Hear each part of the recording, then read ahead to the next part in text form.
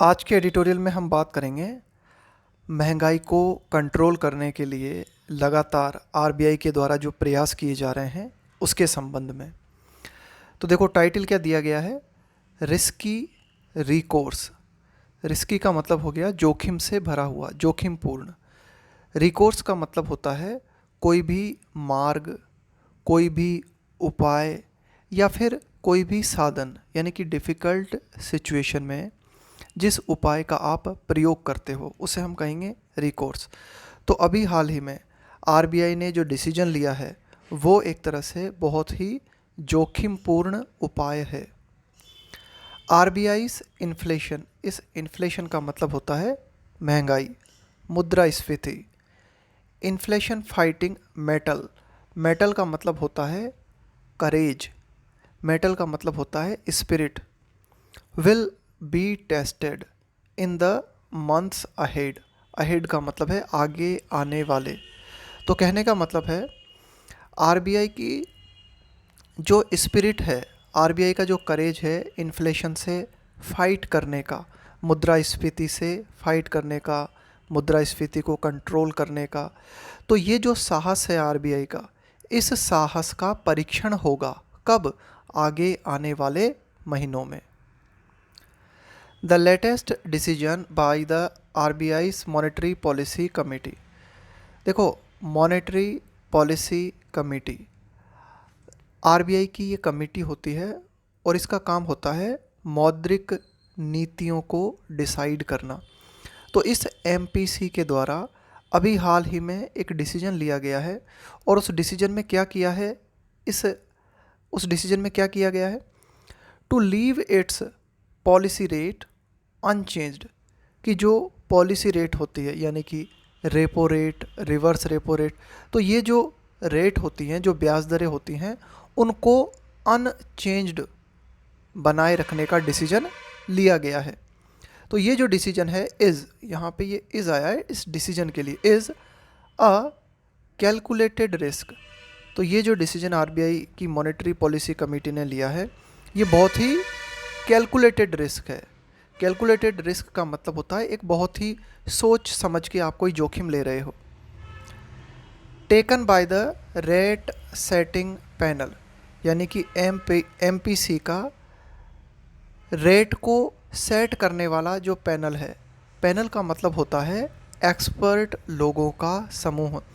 तो कुल मिला के एमपीसी का जो रेट सेटिंग पैनल है उसने जो डिसीजन लिया है कि जो रेट हैं उनको अनचेंज्ड रहने दिया जाए।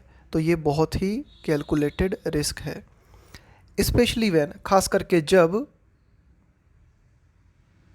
स्पेशली वैन व्यूड, जब हम इस डिसीजन को देखें, जब इस डिसीजन को देखा जाए इन लाइट ऑफ, इसके मद्देनज़र, यानी कि इस चीज़ को ध्यान में रखते हुए अगर हम इस डिसीजन को देखें, किस चीज़ को, of the upward revision of its inflation forecast. Forecast का मतलब हो गया प्रेडिक्ट करना, एक तरह से भविष्यवाणी करना किसी चीज़ के बारे में ना, पहले से बताना कि भाई आगे क्या हो सकता है।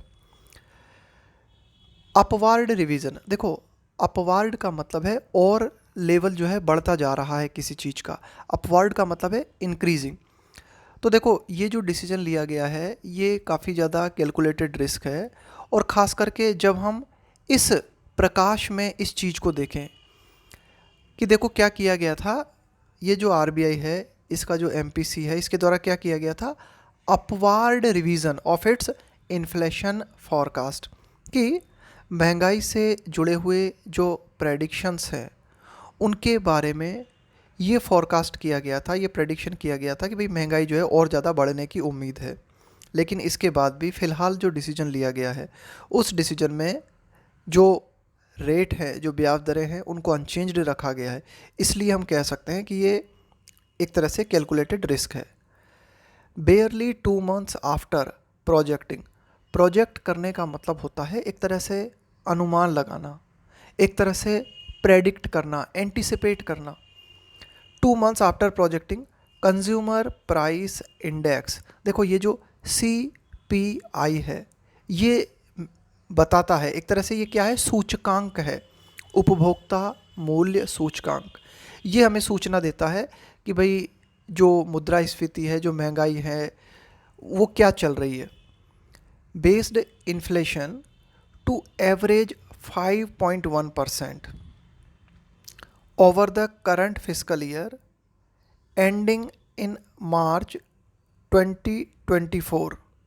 अब देखो क्या है कि ओनली, यहाँ पे बेयरली का मतलब हो जाएगा कि सिर्फ 2 महीने बाद, 2 महीने पहले क्या हुआ था, आरबीआई ने प्रोजेक्ट किया था कि ये जो सीपीआई आधारित मुद्रास्फीति है, इसके मार्च 2024 तक, ये जो हमारा करंट फिजिकल ईयर चल रहा है, ये जो वर्तमान वित्तीय वर्ष चल रहा है, जो कि मार्च 2024 में एंड होगा, इसमें इन्फ्लेशन के बारे में जो अनुमान लगाया गया था, वो क्या लगाया गया था कि इन्फ्लेशन 5.1% रहेगी। लेकिन 2 महीने बाद ही इसको फिर संशोधित किया गया और एमपीसी ने अब क्या कहा है, हैज़ रेज्ड। रेज का मतलब है और ऊपर उठा देना, लेवल को और बढ़ा देना। इट्स फोरकास्ट का मतलब हो गया prediction for the annual average by 30 basis points to 5.4%।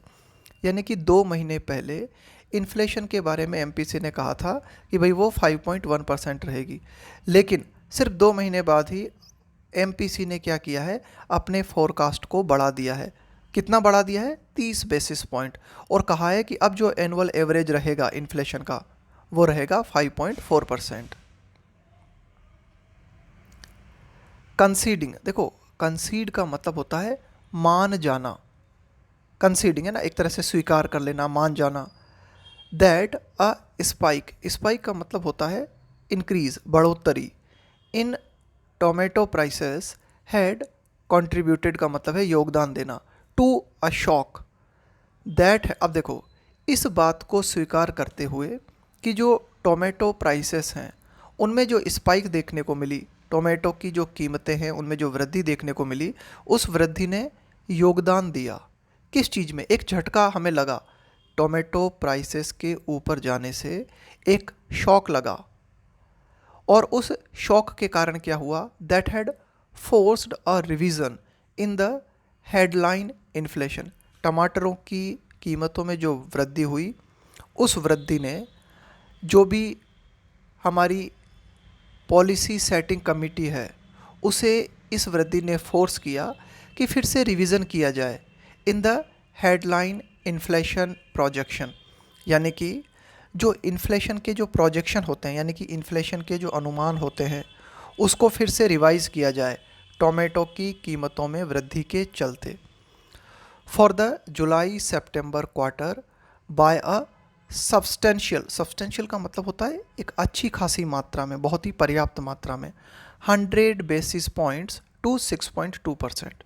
अब देखो, बढ़ती हुई टमाटर की जो कीमतें थी, इन बढ़ती हुई कीमतों ने इस बात में योगदान दिया कि जो एमपीसी है उसे क्या करना पड़ा, फिर से रिवीजन करना पड़ा, और जो इन्फ्लेशन से संबंधित जो भी आंकड़े हैं जुलाई और सितंबर के क्वार्टर के लिए, उसको 100 बेसिस पॉइंट इंक्रीज़ करना पड़ा, और कहना ये कहना पड़ा कि भाई जुलाई से और सितंबर तक जो इन्फ्लेशन हमें देखने को मिलेगी वो लगभग 6.2% देखने को मिलेगी। RBI governor Shaktikanta Das acknowledge, acknowledge का मतलब होता है किसी बात को स्वीकार करना, उसे एक्सेप्ट करना, मानना। तो आरबीआई के जो गवर्नर हैं शक्तिकांत दास, उन्होंने इस बात को माना है दैट की वाइल, जबकि द लाइकली, लाइकली का मतलब है ऐसा होने की संभावना है, likely short term nature of these shocks allowed for policy makers to look past a couple of high inflation prints. अब देखो, आरबीआई के गवर्नर ने क्या कहा, जबकि while the likely short term nature of the shock, कि इस तरह के जो शॉर्ट टर्म शॉक हमें देखने को मिलते हैं कि जैसे कभी टमाटर की कीमतें बहुत ज़्यादा बढ़ गई, तो इस तरह के जो शॉर्ट टर्म शॉक हैं, इन्होंने पॉलिसी मेकर्स को अलाउ किया। यानी कि पॉलिसी मेकर्स ने इस तरह के शॉर्ट टर्म शॉक्स को ध्यान में रखते हुए इस बात को देखा, to look past a couple of high inflation prints, यानी कि जो पॉलिसी मेकर्स हैं इन्होंने इस चीज़ पर ध्यान दिया है ना। यहाँ पे देखो लुक पास्ट का मतलब हो जाएगा एक तरह से एंटिसिपेट करना, एक तरह से प्लान करना कि भाई कोई पर्टिकुलर इवेंट हुआ है, अब इस इवेंट के कारण फ्यूचर में जो है क्या हो सकता है, तो फिर उस अनुसार जो है आप प्लान करते हो, उसी अनुसार जो है आप चीज़ों को डिसाइड करते हो। तो कुल मिला के ये जो इस तरह के हमें शॉक देखने को मिले, जैसे टोमेटो प्राइसेस की बढ़ जाना, तो इस तरह के शॉक्स ने क्या किया, जो भी हमारे पॉलिसी मेकर्स हैं उनको ये अलाउ किया कि वे जो भी हाई इन्फ्लेशन प्रिंट हैं, हाई इन्फ्लेशन प्रिंट का मतलब है कि कौन से क्वार्टर में या कौन से मंथ में इन्फ्लेशन ज़्यादा रही, उसको आप देखें और फिर उसके अकॉर्डिंग आगे का प्लान बनाएं। Frequently recurring food price shock, देखो रेकर का मतलब होता है बार बार अपीयर होना, वो चीज़ बार बार आपके सामने आ रही है। फ्रीक्वेंटली मतलब लगातार। Frequently recurring food price shocks risk, अब देखो बार बार फूड प्राइस में ये जो शॉक्स हमें देखने को मिलते हैं इनके कारण जोखिम बढ़ जाता है। किस चीज़ का? Destabilising inflation expectations. देखो डिस्टेबलाइज का मतलब होता है अस्थिर कर देना। तो इस तरह के जो फूड प्राइस शॉक हमें देखने को मिलते हैं, ये जो इन्फ्लेशन एक्सपेक्टेशंस हैं, महंगाई से संबंधित जो हमारी एक्सपेक्टेशंस हैं उनको अस्थिर कर देते हैं ये फूड प्राइस शॉक। यानी कि हम जो प्लान कर रहे हैं, यानी कि जो आरबीआई की जो कमेटी है उसकी जो एक्सपेक्टेशन है इन्फ्लेशन के बारे में, वो डिस्टेबलाइज हो जाती है। And while monetary authorities are right, monetary authorities का मतलब हो गया मौद्रिक नीति से जुड़े हुए अधिकारी, यानी कि आरबीआई की जो एमपीसी है उसके जो अधिकारी हैं उनकी बात यहाँ पे हो रही है। जबकि जो मॉनेटरी अथॉरिटीज़ हैं वे बिल्कुल राइट हैं, उनका कहना सही है। इन लेइंग, ले का मतलब है यहाँ पे रखना। द ऑनस, ऑनस के साथ में आता है ऑन प्रीपोजिशन, ऑनस का मतलब होता है जिम्मेदारी। तो जबकि मॉनेटरी अथॉरिटीज़ जो हैं वो इस बात में बिल्कुल सही है कि उन्होंने इस जिम्मेदारी को सरकार के ऊपर रखा है। किस जिम्मेदारी को? For ensuring timely supply side interventions. Intervention का मतलब हो गया हस्तक्षेप करना। मॉनेटरी अथॉरिटीज़ का कहना है और वो बिल्कुल सही है, उन्होंने ये जिम्मेदारी, उन्होंने ये दायित्व सरकार के ऊपर रखा है। क्या है दायित्व सरकार के ऊपर? किस बात के लिए सरकार के ऊपर दायित्व रखा गया है? फॉर इंश्योरिंग, कि सरकार जो है इस बात को सुनिश्चित करे। टाइमली सप्लाई साइड, बिल्कुल टाइमली का मतलब हो गया एकदम अप्रोप्रिएट टाइम पे, कि उचित समय पे सरकार क्या करे, जो सप्लाई साइड है यानी कि जो आपूर्ति वाली चेन है वहाँ पे सरकार हस्तक्षेप करे। To limit the severity and duration of such shocks. अब देखो to limit the severity, severity का मतलब हो गया गंभीरता। कोई सिचुएशन जो है वो कितनी ज़्यादा गंभीर है। जैसे मान लो टोमेटो की कीमतों में वृद्धि हो गई, अब ये जो सिचुएशन है ये बहुत ही ज़्यादा गंभीर है। तो ये जो गंभीरता है, ये जो पूरी की पूरी सिचुएशन है, इसकी जो तीव्रता है इसको लिमिट किया जा सके, इसे कम किया जा सके। और ये जो शॉक पीरियड होता है, यानी कि टोमेटो प्राइस ऊपर गई है तो ये कितने समय तक ऊपर बनी रहेंगी, इसको हम कहेंगे ड्यूरेशन ऑफ शॉक। तो कुल मिला के अगर इसको कम करना है, इस तरह की सिचुएशंस जो हैं उसकी सीवियरिटी को घटाना है, तो सरकार को क्या करना चाहिए? तुरंत सप्लाई साइड इंटरवेंशंस करने चाहिए। A broader unmooring of price stability. Broader का मतलब हो गया व्यापक रूप में। अनमूरिंग, देखो अनमूर का मतलब होता है जैसे एक नाव है, वो क्या होता है कि जब नाव जो है ना, जब मान लो वो बिल्कुल खड़ी हुई है, कहाँ पे? अपने लैंड पे है, मतलब नाव जो है ना जो बंधी हुई होती है, उस बंधी हुई नाव को आप खोल देना, अनटाई कर देना, उसका मतलब होता है अनमूर करना। देखो नाव होती है वो क्या होता है कि जो समुद्र तट होता है उसे वहाँ पे बांध के रखा जाता है, उस बांधने को बोलते हैं मूरिंग। अनमूर कर देने का मतलब है अनटाई कर देना उस बोट को। अब यहाँ पे अनमूर का मतलब क्या निकलेगा? यहाँ पे अनमूर का मतलब है कि कोई चीज़ किसी चीज़ से कनेक्टेड है तो उसको अनकनेक्ट कर देना एक तरीके से, ठीक है। तो यही बात यहाँ पे कही गई है कि a broader unmooring of price stability will undermine. अब देखो, जो प्राइस स्टेबिलिटी है उसको बनाए रखना ज़रूरी है। जैसे नाव को बांध के रखते हो, इसी तरह से जो कीमतें हैं उनको भी बांध के रखना ज़रूरी है। लेकिन अगर आप बहुत ही व्यापक रूप में जो प्राइस स्टेबिलिटी है उसको अनमूर कर देते हो, यानी कि उसको बिल्कुल सेपरेट कर देते हो, अलग कर देते हो, तो उससे क्या होगा? अंडरमाइन। अंडरमाइन का मतलब होता है किसी चीज़ के प्रभाव को कम करना, उसे कमज़ोर बनाना। Macro economic stability and growth. Macro economic का मतलब हो गया कि अर्थव्यवस्था से जुड़े हुए जो बड़े क्षेत्र हैं उनकी जो स्थिरता है और उनकी जो वृद्धि है उस पर नेगेटिव असर पड़ेगा। ये मतलब हो जाएगा इसका यहाँ पे कि भाई अगर प्राइस स्टेबिलिटी पर आप ध्यान नहीं देते, उसको आप जो है अनमूर कर देते हो, ठीक है, उसको आप कंट्रोल में नहीं रखते, तो उससे क्या होगा? कमज़ोर पड़ेंगे। क्या कमज़ोर पड़ेंगे? जो हमारी मैक्रो इकोनॉमिक स्टेबिलिटी है और जो ग्रोथ है, यानी कि अर्थव्यवस्था के जो बड़े बड़े क्षेत्र हैं उनकी स्थिरता और वृद्धि नकारात्मक रूप से प्रभावित होगी। अंडरलाइनिंग। अंडरलाइन का मतलब होता है एक तरह से किसी चीज़ को रेखांकित करना, उस चीज़ पे जोर देना।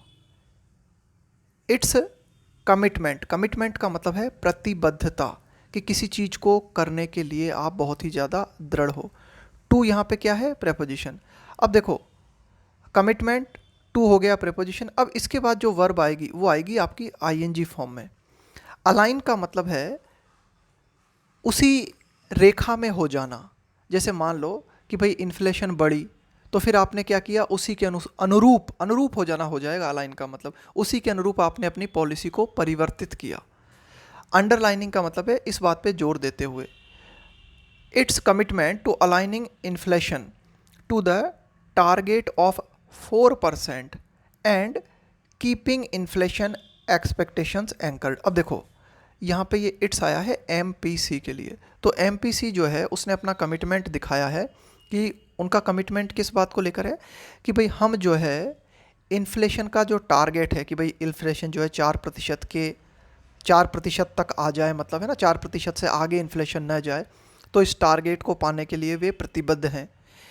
इस बात पे जोर दिया है एमपीसी ने।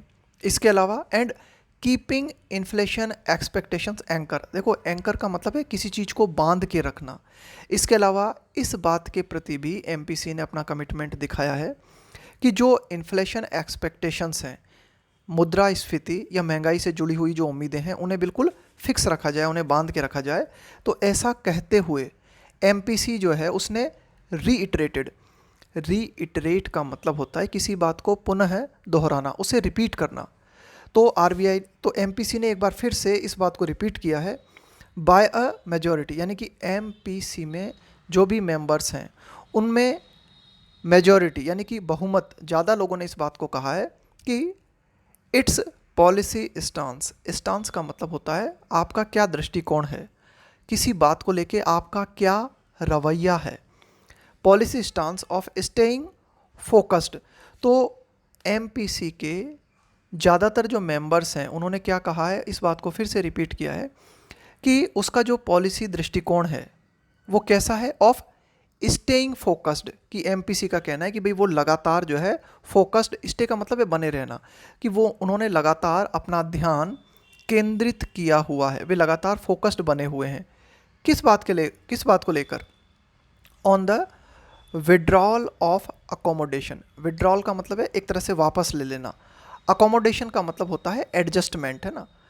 अकोमोडेशन का मतलब है कि भाई जैसे इन्फ्लेशन बढ़ी, फिर आपने अपनी पॉलिसी को एडजस्ट किया, अकोमोडेट किया, फिर जो है इन्फ्लेशन घटी या बढ़ी, फिर आपने अपनी पॉलिसी को जो है घटाया बढ़ाया, है ना। तो कुल मिला के फ़िलहाल एमपीसी ने कहा है कि ये जो अकोमोडेशन मोड है उससे हम दूर हैं। इन अ नोड का मतलब होता है सहमति देना। जैसे मान लो मैंने आपसे कुछ पूछा, आप सर हिला के जो सहमति देते हो उसे हम बोलते हैं नोड। टू द एमपीसीज स्टांस का मतलब मैंने आपको बताया दृष्टिकोण, आपका क्या रवैया है किसी चीज़ के प्रति, आपका किसी चीज़ के प्रति क्या एटीट्यूड है।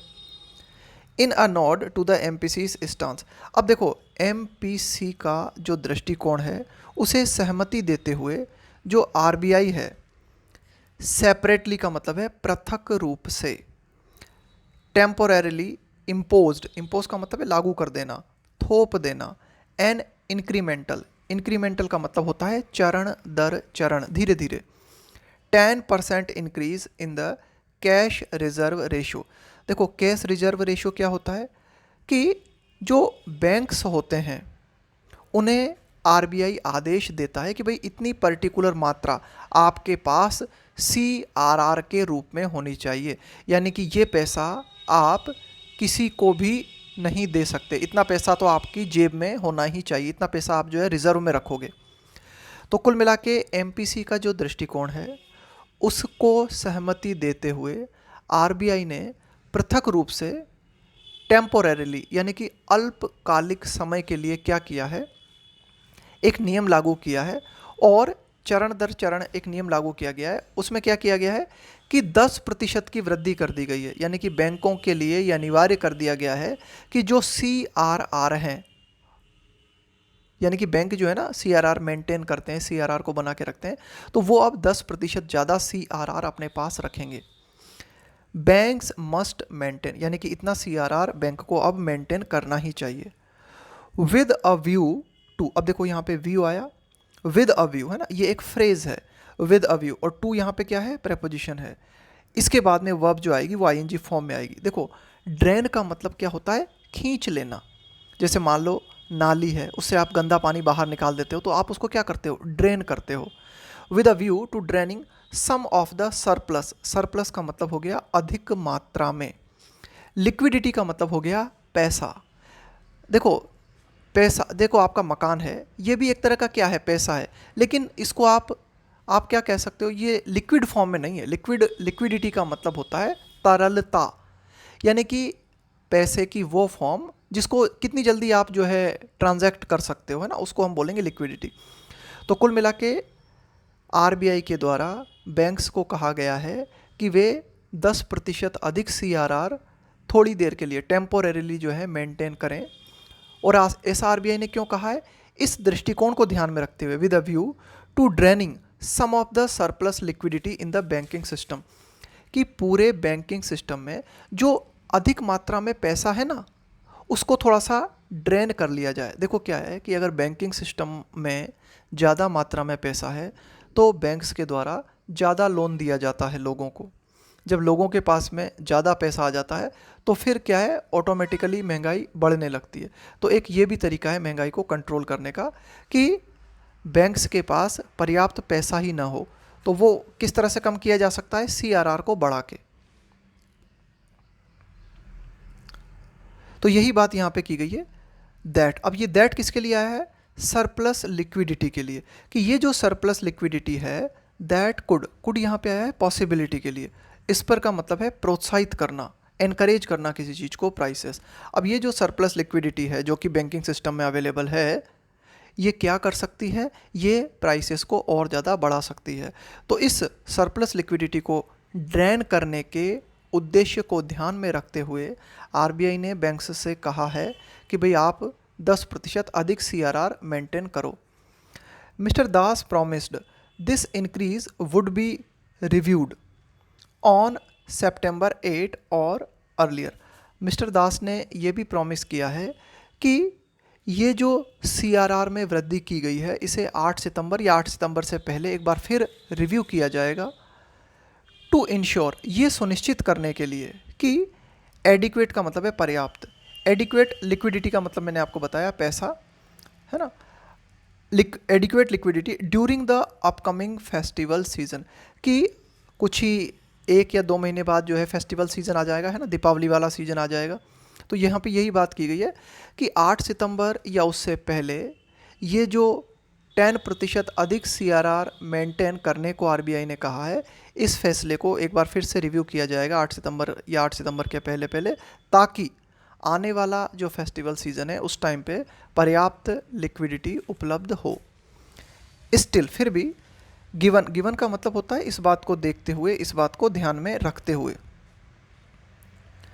Given the MPC's sanguine outlook, sanguine का मतलब होता है बहुत ही ज़्यादा आशावादी।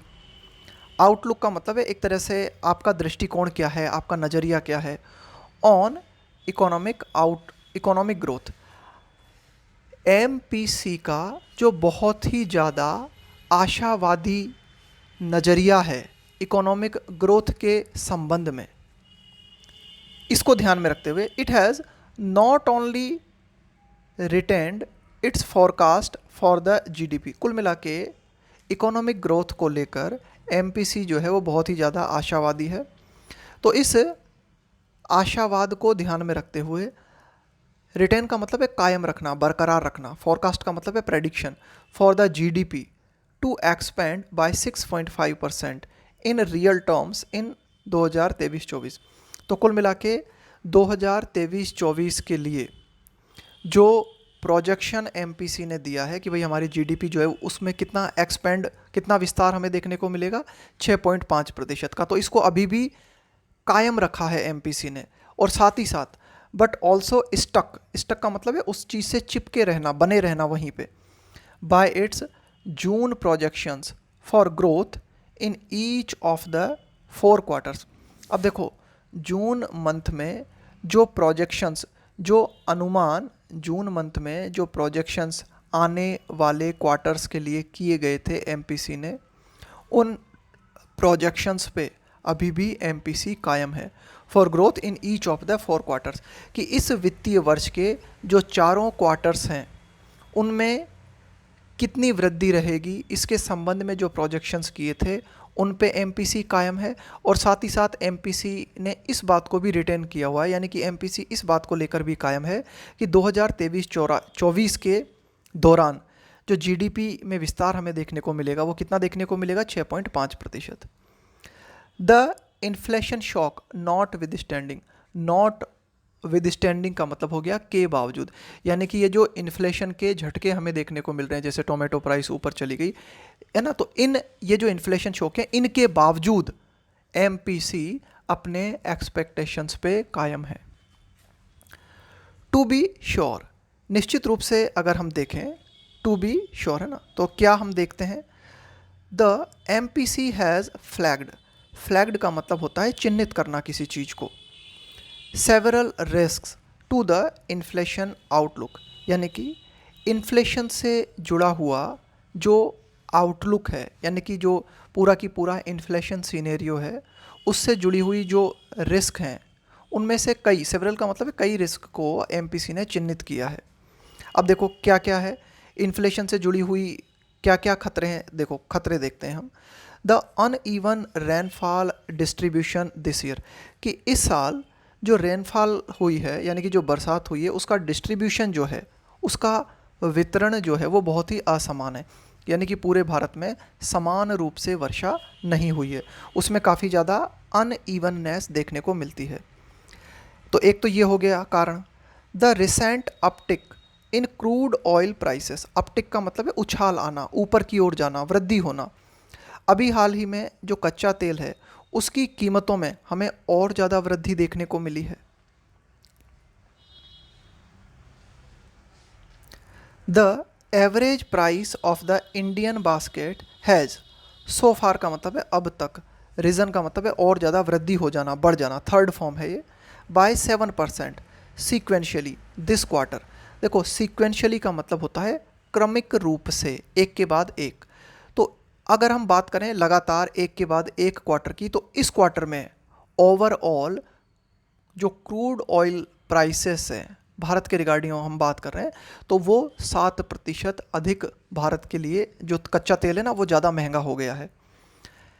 एंड एंटरप्राइजेस का मतलब हो गया विभिन्न उद्यम, पोल्ड बाय द आरबीआई।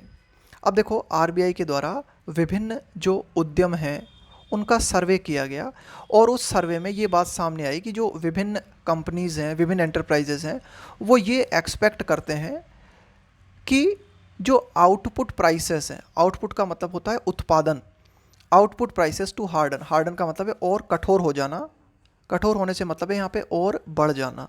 तो विभिन्न जो एंटरप्राइजेस हैं वे ये एक्सपेक्ट करते हैं कि भाई ओवरऑल जो उत्पादन की कीमतें हैं उनमें और ज़्यादा वृद्धि देखने को मिलेगी। And while mister Das and his colleagues on the MPC have reaffirmed कि आरबीआई गवर्नर और उनके जो साथी हैं है ना एमपीसी कमेटी से जुड़े हुए, उन्होंने इस बात को फिर से रीअफर्म किया है, इस बात की फिर से पुष्टि की है। देयर रेडीनेस, रेडीनेस का मतलब होता है तत्पर होना किसी बात को लेकर, to take policy actions in order to का मतलब है ताकि, align inflation to the target, कि इन्फ्लेशन को, जो भी हमने टारगेट सेट किया है इन्फ्लेशन के संबंध में, इन्फ्लेशन उसी टारगेट के अंदर रहे। तो ऐसा करने के लिए मिस्टर दास और उनके साथियों ने कहा है कि भाई हम पूरी तरह से तत्पर हैं पॉलिसी से जुड़े हुए एक्शन लेने के लिए, ताकि जो इन्फ्लेशन है वो टारगेट के अनुरूप बनी रहे। और ये सुनिश्चित करने के लिए भी हम बिल्कुल रेडी हैं and ensure that inflation expectations, कि महंगाई से जुड़ी हुई जो भी एक्सपेक्टेशंस हैं रिमेन, वे बनी रहें, remain well anchored. Well anchored का मतलब है बिल्कुल बहुत ही अच्छी तरीके से फिक्स रहना, बंधे रहना, उसको एक तरह से स्थिर रहना। तो कुल मिला के आरबीआई अधिकारी जो हैं उन्होंने कहा है कि भाई हम पूरी तरीके से एकदम रेडी हैं इस बात के लिए कि जो भी इन्फ्लेशन एक्सपेक्टेशंस हैं वे पूरी तरीके से स्थिर रहें। तो ये बात देखो उन्होंने कह तो दी, लेकिन अब आगे जो हमें एडिटर बताते हैं कि how quickly policy makers actually walk the talk. Walk the talk का मतलब होता है जो आपने कहा है उस पर अमल करना। वॉक द टॉक का मतलब है जो आपने बोला है अब उस पर चल के भी दिखाओ, जो आपने कहा है अब उसे फॉलो करके भी बताओ। तो काफ़ी कुछ इस बात पे डिपेंड करेगा कि कितनी शीघ्रता के साथ जो हमारे पॉलिसी मेकर्स हैं उन्होंने जो कहा है वे उस पर अमल करते हैं। एंड इंटरसीड, इंटरसीड का मतलब होता है मीडिएट करना।